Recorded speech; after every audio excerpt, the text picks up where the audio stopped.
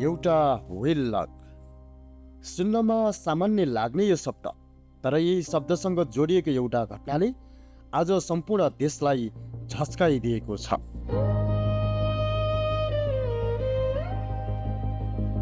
सकेको भए पानी लगेर खनाउँथ्यो होला, आँसु आयो, खाना पनि खानु मन लागेन, दुःख चाहिँ लाग्यो।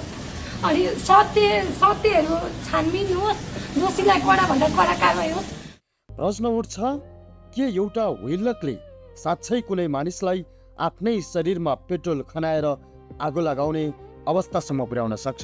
वा हामीले देखेको त्यो आगो केवल पेट्रोलको आगो थिएन, त्यो आगो थियो वर्षौंदेखि थुप्रिएको आर्थिक पीडा, दैनिक सङ्घर्ष, अपमानको अनुभूति र एउटा नागरिकको मौन चिच्याहटको आगो।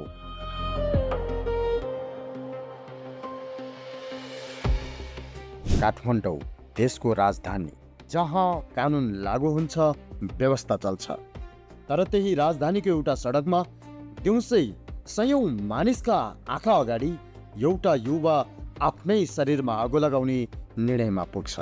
यो दृश्यले एउटा प्रश्न उठाएको छ, हामी कहाँ चुक्यौँ?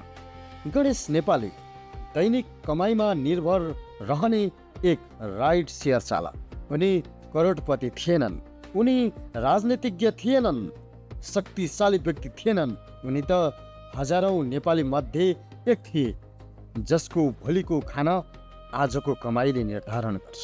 त्यसैले यो घटना एउटा व्यक्तिको मात्र कथा होइन, यो अस्थिर आम्दानीमा बाँचिरहेका हजारौं युवाको कथा हो।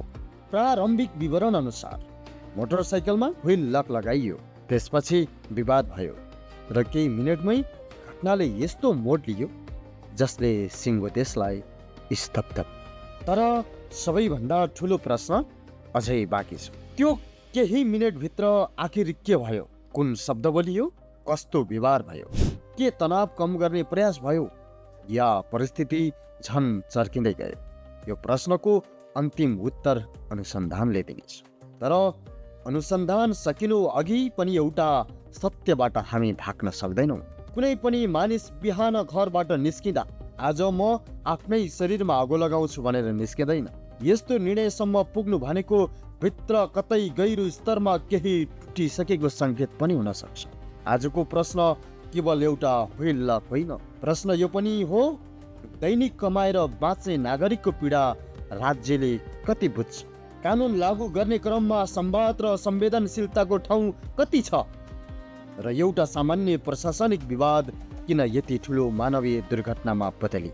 हामी कुनै पक्षलाई अहिले नै दोषी ठहर गर्न सक्दैनौँ र खोजिरहेका पनि छैनौँ, किनकि अनुसन्धान अझै पुरा भएको छैन। तर हामी एउटा कुरा अवश्य सोधिरहेका छौँ, यदि यही घटना कुनै प्रभावशाली व्यक्तिसँग भएको भए के घटनाक्रम यही हुन्थ्यो?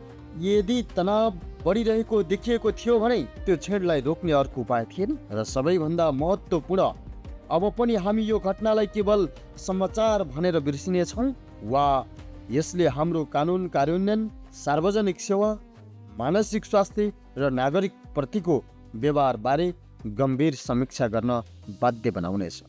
किनकि जब एउटा नागरिक आगोमा जल्छ, त्यो केवल एउटा शरीर जलिरहेको हुँदैन, त्यसको धुवाले राज्य, समाज र हामी सबैको जिम्मेवारीलाई पनि प्रश्न गरिरहेको हुन्छ।